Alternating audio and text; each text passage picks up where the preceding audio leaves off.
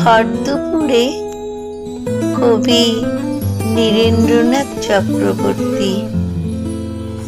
ওই যে অশ্বত্থ গাছটি, ও তো পথিকজনের ছাতা, তলায় ঘাসের গালছে খানি আদর করে পাতা।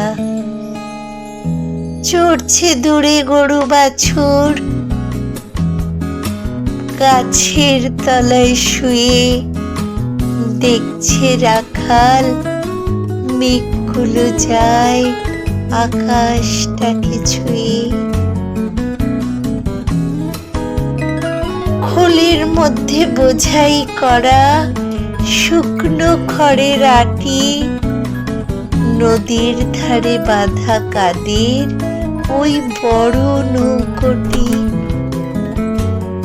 কেউ কোথাও নেই, বাতাস ওড়ায় মিহিন সাদা ধুলো।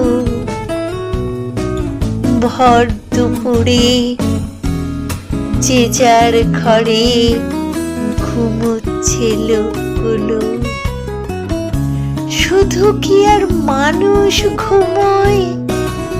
যে জানে সেই জানে, আঁচল পেতে বিশ্বভুবন ঘুমোচ্ছে এখানে।